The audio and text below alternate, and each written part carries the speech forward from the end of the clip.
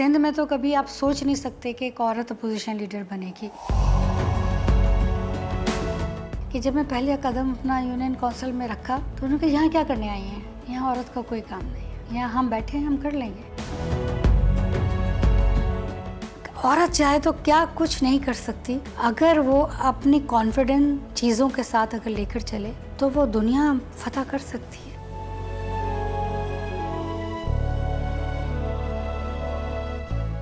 जब इंसान सोच लेता है कि उसको किस तरीके से अपनी काम को और अपनी जद्दोजहद को लेकर चलना है तो उसमें तो बहुत हर्डल्स बहुत आती है। पार्लिमानी लीडर कभी कोई औरत कभी नहीं बनी थी। मैं एज पार्लिमानी लीडर अब मुंतखब किया, मेरी पार्टी ने मुझे सिंध असम्बली में लिया, उसके बाद मुझे दीगर जमातों के साथ मेरी पार्टी ने नॉमिनेट किया अपोजिशन लीडर। तो ये एक बड़ा ऑनर था कि सिंध में तो कभी आप सोच नहीं सकते कि एक औरत अपोजिशन लीडर बनेगी। पार्टी का भी मैं क्रेडिट ज़्यादा कहूँगी कि एक औरत को एक क्रेडिट देना कि ख़वातीन को प्रमोट करने के लिए किस तरीके से वुमेन एम्पावर कैसे करेंगे, वुमेन एम्पावरमेंट के लिए हमने कौन सी चीज़ों को आगे लेकर आए। जब औरत को इस तरह से आगे लेकर आते हैं तो ये क्योंकि माशरा एक मेल डोमिनेट है और उसके अंदर आपको किस तरीके से अपने काम को लेकर चलना है और काम करना है, तो उसके लिए बहुत आपको एडुकेसी की बहुत ज़रूरत होती है, आपको नॉलेज की बहुत ज़रूरत होती है।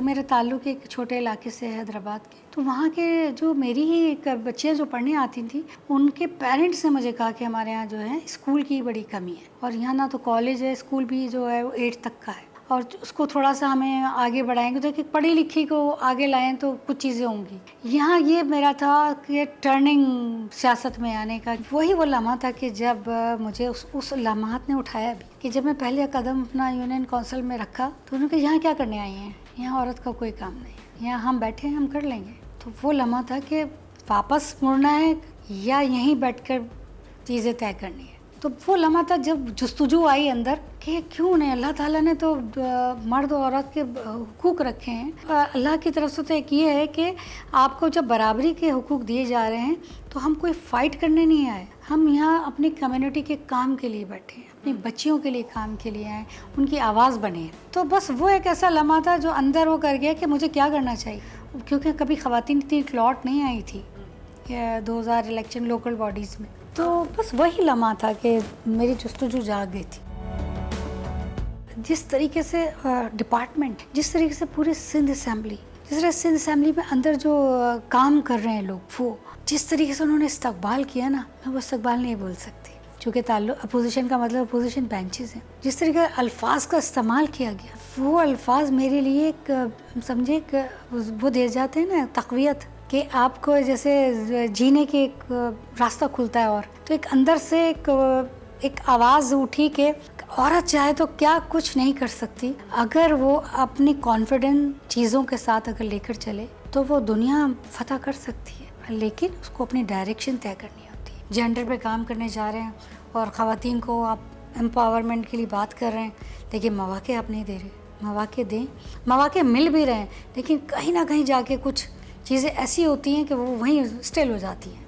तो मौक़े और मज़ीद पैदा करें। हमारे टैलेंट में कमी नहीं है बच्चे बच्चियों के, माशाल्लाह बहुत काबिल बच्चे और बच्चियाँ हैं हमारी।